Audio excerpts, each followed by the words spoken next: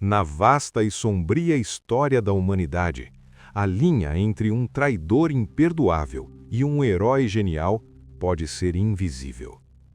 No epicentro do maior e mais destrutivo conflito do século XX, uma farsa silenciosa e solitária estava sendo meticulosamente arquitetada. Enquanto exércitos gigantescos marchavam pela Europa e cidades inteiras eram reduzidas a cinzas, um homem preparava sua vingança. Ele não usava balas, não comandava tropas e não proferia discursos políticos para multidões em delírio. Sua arma era infinitamente mais sutil: pigmentos antigos, madeira envelhecida e uma compreensão profunda da ganância humana. Naquela era devastada, generais implacáveis não saqueavam apenas territórios, moedas de ouro ou arsenais bélicos. Eles queriam absorver a própria alma e o legado intelectual das nações conquistadas, roubando sua arte inestimável. Obras-primas centenárias eram arrancadas violentamente de museus silenciosos e empacotadas no meio da noite. Elas terminavam trancadas em minas de sal profundas, quilômetros abaixo da terra, para serem preservadas para uma nova ordem mundial.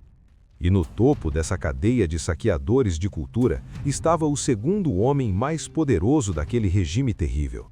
Ele possuía uma obsessão doentia por um único pintor, cuja genialidade era considerada o ápice da raça e da pureza.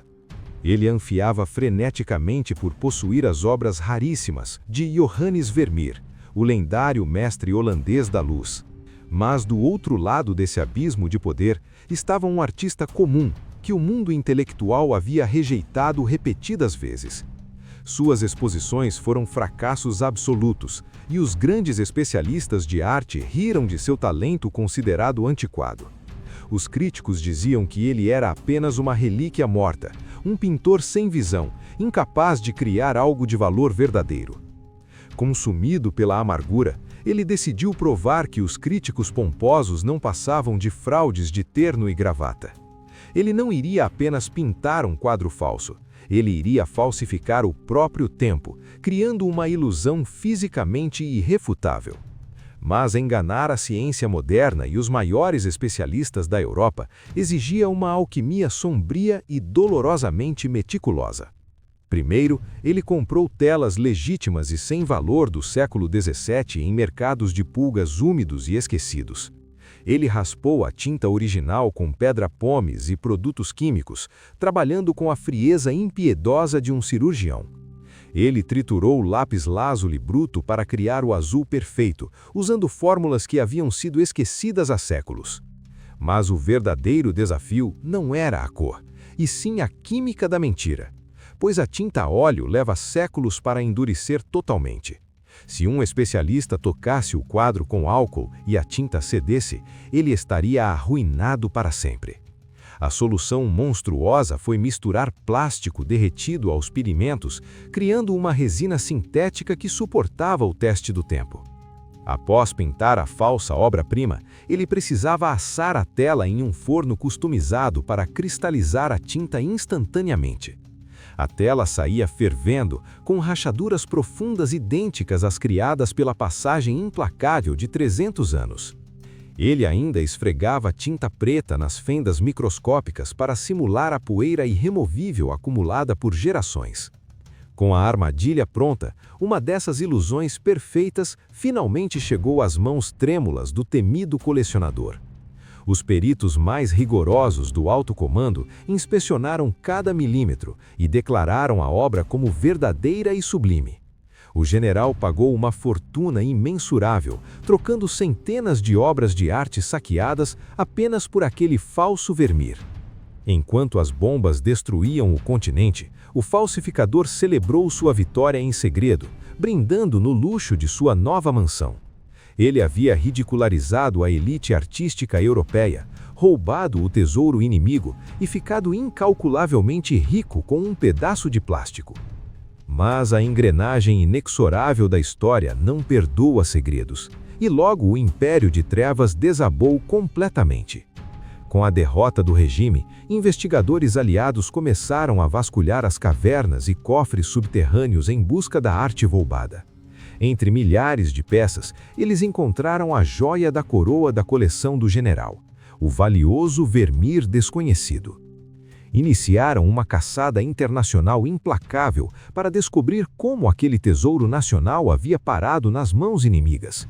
Rastreando recibos obscuros e intermediários em pânico, o caminho os levou diretamente à porta do nosso excêntrico pintor milionário.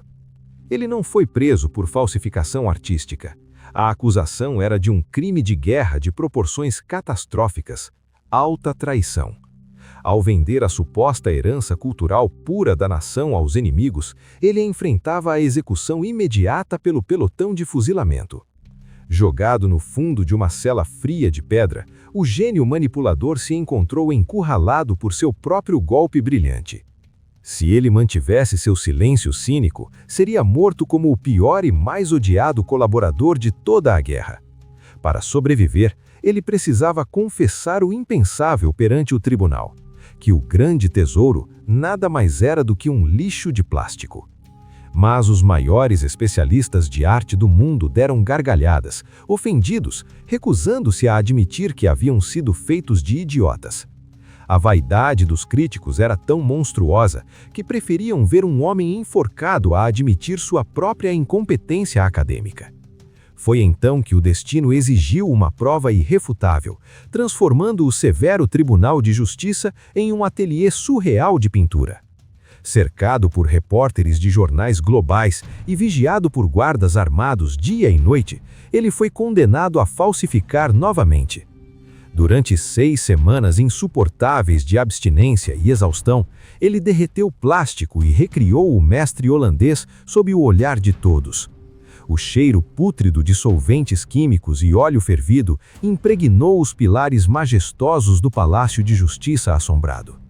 A cada nova pincelada perfeita que emergia da tela, a arrogância secular dos especialistas derretia como cera no fogo. Quando a última camada amarelada de verniz foi aplicada, o silêncio que tomou o concílio era ensurdecedor e absoluto. Ele não era um monstro que havia vendido a alma do país ao inimigo fascista. Ele era o maior trapaceiro que o mundo já viu. Ele saqueou os próprios saqueadores, cobrando uma fortuna incalculável do mal absoluto em troca de poeira e mentiras. A narrativa se inverteu num piscar de olhos. O traidor mais odiado amanheceu no dia seguinte como um vingador heróico da nação. Condenado a apenas 1 ano de prisão branda pela fraude pura, ele sofreu um colapso e morreu, pouco antes de cumprir a pena. Mas sua última obra-prima não foi a tinta craquelada sobre uma tela esquecida, e sim a fratura irreparável do orgulho intelectual.